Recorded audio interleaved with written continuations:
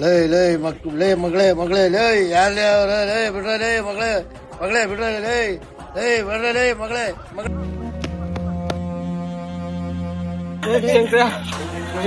ಏನಾಯ್ತು ಪುಟ್ ಲಕ್ಷ್ಮಿನ ಯಾರ ಕೆಟ್ಬಿಟ್ಟಿದ್ದಾರೆ ಕಣ. ಹೌದಾ? ಅನ್ಯಾಗ ಈ ವಿಷಯ ಗೊತ್ತಾ? ಅಯ್ಯೋ ಗೌಡ್ರೆ ಗೌಡ್ರೆ ಗೌಡ್ರೆ ಏನಾಯ್ತು? ಗೌಡ್ರೆ ಗೌಡ್ರೆ ಗೌಡ್ರೆ ಗೌಡ್ರೆ ಗೌಡ್ರೆ ಗೌಡ್ರೆ ಗೌಡ್ರೆ ಏನ ಚೋಚ ಬೆಳಗ್ಗೆ ಏನಾಯ್ತು ನೋಡ್ರಿ ಗೌಡ್ರಿ ಅಲ್ಲಿ ಪುಟ್ಲಕ್ಷ್ಮಿಗೆ ಏನತ್ಲಾ ಏನ್ ಪುಟ್ಲಕ್ಷ್ಮಿ ಮೈಯೆಲ್ಲ ರಕ್ತ ಆಗಿದೆ, ನಿನಗೂ ಕೂಡ ಆಗೈತೆ. ಏನಾಗಿತ್ಲಾ ಪುಟ್ಲಕ್ಷ್ಮಿಗೆ?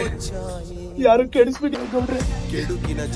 ನೋಡ್ರೆ ನಾಳೆ ಒಂದು ಹುಟ್ಟಿದ್ದಪ್ಪ ಅಂತ ಅಂದಿದ್ದು ಗೌಡ್ರೆ. ಈಗ ನೋಡಿದ್ರೆ